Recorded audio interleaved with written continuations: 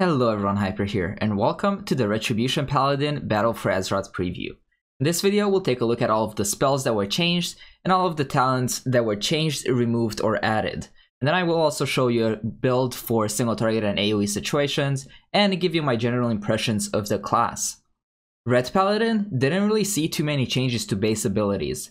Pretty much the only major change was to Judgement, which was changed from increasing your damage for a set time window to increasing the damage of your next spender by 25% against the affected target. So this essentially removes that Judgement window which you had in Legion from the game. Due to this, they also had to change our mastery, which was changed from, again, buffing our Judgement damage and the window, to just increasing holy damage, the way it used to work before. Avenging Wrath was changed from a 35% damage and healing increase down to a 20%, but now it also increases your critical strike chance by 20%. Retribution, the passive which gives you a buff whenever a teammate dies, was changed from a 20-second to a 10-second duration. None of the core spells have been removed and no new ones have been added, so we can jump straight into the talents. In the first tier, Final Verdict was removed and replaced with Righteous Verdict, which causes your Templar's Verdict to increase the damage of your next Templar's Verdict by 15% for 6 seconds.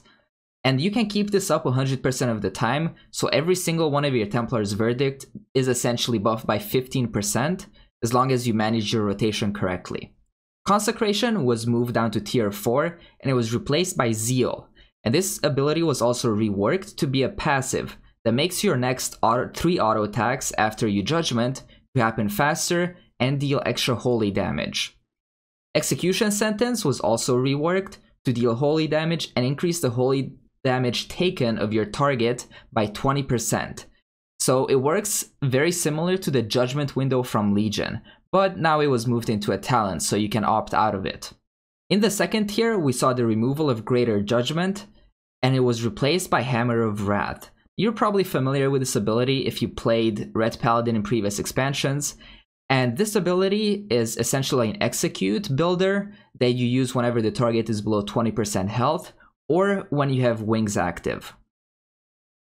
Blade of Wrath was slightly changed, and it was obviously moved to this row from the 4th row where it was previously, and its PPM was slightly increased. Tier 3 saw no major changes. There was some slight tuning to numbers, but overall nothing important. In Tier 4, Virtue's Blade and Divine Hammer were removed. Consecration was moved to this row and was changed to now also generate 1 holy power when used. Divine Judgement is a new talent, which causes each of your enemies hit by a spender ability to increase the damage of your next Judgement by 15%, and this stacks up to 15 times. Wake of Ashes was also added as a talent, and this is the artifact ability from Legion, and it works the same way. In Tier 5, Cavalier swapped places with Justicar's Vengeance, and Word of Glory was moved to Tier 6 as well, along with this change. Unbreakable Spirit is a new defensive talent, which reduces the CD on your Divine Shield, Shield of Vengeance, and Lay on Hands by 30%. In Tier 6, Word of Glory was changed to now heal the 3 most injured friendly targets within 30 yards, rather than just be a single target heal that you would spend holy power on if you were in trouble. Justicar's Vengeance was slightly nerfed against stunned targets, and Divine Intervention was removed and replaced by Selfless Healer, which causes each Judgement cast to reduce the cast time of your next Flash of Light and increase its effect on others. So the keyword here is that it only increases its effect if you use it on other people. You still get the cast time reduction, so after 3 Judgments, it will become an instant cast.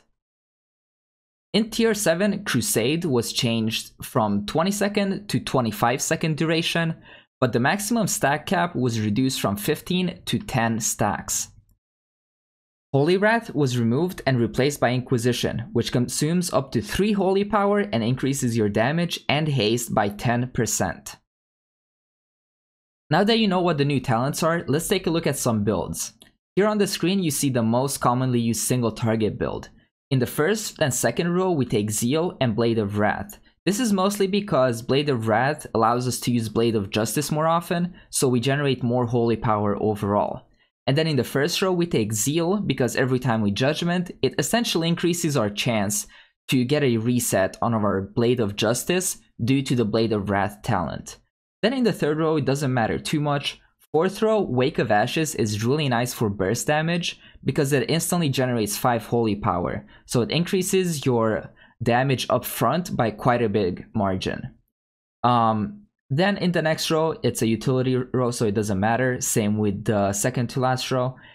And then in the last row, you most likely will take Inquisition, and maybe at very high haste values, you might take Crusade. But as it stands right now, Inquisition does seem to be the better choice. The rotation on Retribution Paladin is fairly straightforward. With this build, you essentially want to keep up Inquisition on yourself, and then any holy power you have, you just spend on Templar's Verdict for single target. This means keeping all 3 of your builders on cooldown, and most importantly, you want to keep Blade of Justice on cooldown, because this is your most important builder. Other than that, you always want to have at least 1 Crusader Strike recharging, and you want to Judgment as often as possible to make the most of your Zeal talent. So the opener is fairly straightforward. You go in with Judgment, and then you Blade of Justice, Inquisition, and then you can go straight into your burst and damage opener.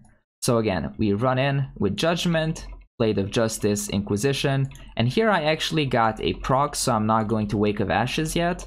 I'm going to spend that 3 holy power, then I'm going to Wake of Ashes. If I wouldn't have gotten that proc there, I would have Wake of Ashes, and then, you know, hit that Templar's Verdict and did the rest of my rotation. So most of our abilities scale with haste. That means that the higher haste you have, the shorter the cooldown of your builders will be. As you can see here, Blade of Justice, Crusader Strike, and Judgment, all 3 scale with haste. One ability that doesn't is Wake of Ashes, and is the same with Consecration if you opt into talenting that talent. But other than that, basically everything scales with haste, so haste will be a very useful stat for Retribution Paladin. But as you can see here, the rotation overall is not very difficult. I'm pretty much just building holy power and then spending it with Templar's Verdict. And every time I get a proc on my Blade of Justice, I just use it because I want to keep that ability on cooldown as much as possible. As far as your Inquisition goes, it stacks up to 45 seconds, and one nice thing about that is that it essentially lines up with Wake of Ashes. So you can refresh it right before you're awake for another mini burst window, and that way, if you happen to take the Righteous Verdict talent in the first row, that will also be a very important tool, because if you take that talent, you pretty much only want to refresh your Inquisition whenever you have Wake of Ashes available. For AoE, you can either go with this talent build that I just showed you for single target, or you can change from Wake of Ashes to Consecration. If your tank is smart enough to notice that you actually have Consecration down, it won't drag the mobs out of it. Or if you're hitting something stationary, like I will be demonstrating here on the target dummies. So for the purposes of this test, I will be using Consecration, but for Mythic Plus, and especially early dungeons where packs of mobs die fairly quickly, you might want to use Wake of Ashes. Everything else remains the same, and then obviously in the utility talent, you just go with whatever you think is best. So the idea here is very, very straightforward. You want to keep Inquisition up, just like you do on single target, and then you spend your holy power on Divine Storm instead of Templar's Verdict. And you will only do this on 3 or more targets. On 2 targets, it's about equal damage to Templar's Verdict or Divine Storm, so if you want to cleave the damage, then you Divine Storm. If you want to do more focus damage, then you Templar's Verdict. But here on 4 targets, we will always Divine Storm, and we'll just keep our Consecration on cooldown. So you run in, Consecrate, and then get our Inquisition up as soon as possible, and then from here, we just want to keep our builders on cooldown and spend everything else on Divine Storm. Usually when you Judgment, this is one thing that I didn't really talk about, you want to have your Blade of Justice on the longest possible cooldown whenever you Judgment.